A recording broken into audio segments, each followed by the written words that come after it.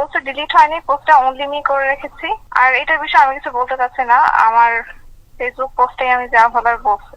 দায়িত্বশীল জায়গা থেকে আপনি দায়িত্বশীল বলতে কি বোঝাতে চাচ্ছেন? আমি যখন দেখবো আমার দেশের উপর কোনো থ্রেট চলে আসতেছে, আমি মনে করবো আমার দেশকে বাঁচানোর জন্য আমার যতটুকু বলা উচিত সেই বলাটাই আমার দায়িত্বশীলতা। ঠিক আছে, শোনেন, আমি ফ্র্যাঙ্কলি বলি, আমি চাই না আমার দেশের দায়িত্বে মুক্তিযুদ্ধ বিরোধী কোনো শক্তি আসুক। ঠিক আছে, তো আমার যাকে মনে হয়েছে মুক্তিযুদ্ধ বিরোধী শক্তি, যাদেরকে মনে হয়েছে, আমি তাদেরকে সেভাবেই ট্রিট করেছি। আর আমার পোস্টে আমি সেভাবেই দিয়েছি। রিসেট বাটন পুশ করা মানে কি? আপনি কি ভয়েস অফ ওয়ার্ল্ড এর সাক্ষাৎকারটা দেখেছেন? রিসেট বাটন পুশ করা মানে কি? অতীত মুছে ফেলা মানে কি? আমাদের মুক্তিযুদ্ধ হচ্ছে মীমাংসিত সত্য। আমাদের জাতির পিতা বঙ্গবন্ধু, এগুলো সবই মীমাংসিত সত্য। রিসেট বাটন পুশ করে সব অতীত মুছে ফেলা, এটা মানে কি? এটা তো তাহলে আমি তো মনে করি যে আসলে মুক্তিযুদ্ধের বিরোধী শক্তি আমাদের দেশে এখন গভর্নমেন্ট হিসেবে আছে। তো আমি আমি আমার মনে হয়েছে যে আমার দায়িত্বশীল জায়গা এটাই, যে আমার দেশকে বাঁচাতে হবে। এর জন্য আমার পক্ষ থেকে যতটুকু বলা, আমি একজন সাধারণ মানুষ, সাধারণ মানুষ হিসেবে আমার যতটুকু বলা, আমি যদি এই পজিশনে নাও থাকতাম আমি এটা সেম পোস্টে দিতাম। ঠিক আছে, ব্যক্তি ব্যক্তি উর্মি এসব বিভিন্ন পরিচয় ইয়া করা দরকার নেই। আমি বাংলাদেশের নাগরিক হিসেবে বলছি, আমি মুক্তিযুদ্ধের পক্ষের শক্তি হিসেবে বলছি।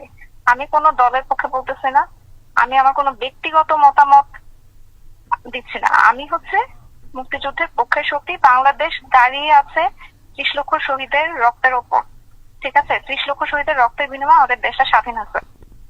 এই 30 লক্ষ শহীদ, রিসেট বাটন পুশ করলে কি এই 30 লক্ষ শহীদ ফিরে আসবেন? এসব বিষয়, এগুলো সবই তদন্ত সাপেক্ষ। চেতনা বিক্রি, গণহত্যা, যেটা মানে আমি কোর্টেড বলতেছি, গণহত্যা যেটা বলা হচ্ছে জুলাই মাসে গণহত্যা, এগুলো সবই তদন্ত সাপেক্ষ। এগুলো তো মীমাংসিত সত্য না, এখন পর্যন্ত প্রুফ হয়নি তো। ঠিক আছে, বিচার হোক, প্রমাণিত হোক, তারপর দেখা যাবে। কিন্তু যেটা মীমাংসিত সত্য সেটাকে তো কেউ মুছে ফেলতে পারে না। আমার কথা হচ্ছে এটাই। ক্ষমতার কোনো জায়গা থেকে আমি কোনো কথা বলতেছি না। আমি একজন খুবই সাধারণ মানুষ হিসেবে, আমি যদি আজকে এই অ্যাডমিনিস্ট্রেশনে নাও থাকতাম, আমি সেম কথাটাই বলতাম। ঠিক আছে, I am not a hypocrite. মুক্তিযুদ্ধের বিরোধী শক্তির বিপক্ষে কথা বলা যে কোনো জায়গা থেকে বলাই যায়। ঠিক আছে, এর জন্য যদি আমার চাকরি চলে যায়, এটা আমার কোনো সমস্যা নাই। কিন্তু আমি মুক্তিযুদ্ধ বিরোধী শক্তি হইতে পারবো না, এটা সম্ভব না। আমি হিপোক্রেট হতে পারবো না। যখন যেই গভর্নমেন্ট আসবে টোটাল কন্ট্রাডিক্টরি কথা বলবে, একজন মুক্তিযুদ্ধের পক্ষে কথা বলবে, আরেকজন মুক্তিযুদ্ধের বিপক্ষে কথা বলবে, আমি দুই পক্ষেই মানে হ্যাঁ হ্যাঁ করব, এইটা হিপোক্রেসি।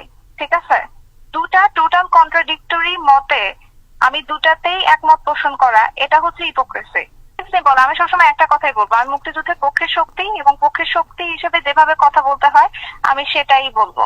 আমি যদি আমার সামনে দেখি কেউ মুক্তিযুদ্ধকে মুছে ফেলতে চায়, আমি তার বিপক্ষে কথা বলবো। এটা আমি সাধারণ নাগরিকই হই আর কোনো অ্যাডমিনিস্ট্রেশনের অফিসারই হই, যেখানেই থাকে, আমি যদি দেশের বাইরেও থাকি তখনও বলবো। আমি কিভাবে বুঝতে পারছি, মানে এটা এটা তো আসলে প্রশ্ন না, আপনি কনভারসেশন দেখলেই তো বুঝতে পারবেন। ঠিক আছে, কনভারসেশন দেখলে বুঝতে পারবেন কোন প্রশ্নের উত্তরে কোন অ্যান্সার। এরপরে যদি ভাঙায় বলা লাগে তাহলে তো আসলে কিছু করার নাই। সবকিছু ভেঙে ওয়ার্ড দিয়ে সব কি বলো এক্সপ্রেস করা যায় না। এটাই কি বলেন তো, অনলি মি করার কি একটাই কারণ থাকতে পারে? আপনি বলেন পারে কেন করেছে, দ্যাটস নট রেলিভেন্ট।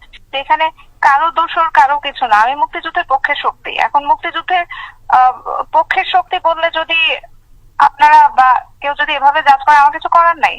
আমি আমি অলওয়েজ বলবো মুক্তিযুদ্ধের পক্ষে শক্তি। মুক্তিযুদ্ধকে আমি যদি একটা থ্রেটেনিং পর্যায়ে দেখি, কেউ থ্রেট হিসেবে দাঁড়িয়ে যাচ্ছে, মুক্তিযুদ্ধ ইতিহাস মুছে ফেলতে চায়, জাতির পিতাকে মুছে ফেলতে চায়, জাতির পিতার অবদান অস্বীকার করতে চায়, 15ই আগস্ট অস্বীকার করতে চায়, ধানমন্ডি 32 নম্বর অস্বীকার করতে চায়, পুড়িয়ে ফেলতে চায়, আমি তাদের বিরুদ্ধে কথা বলবো। আমি যেই জায়গায় থাকি না কেন, এখানে তো কারো দোষর এই ইয়াগুলো আসবে কেন? মানুষের কি মাথায় বুদ্ধি নাই নাকি?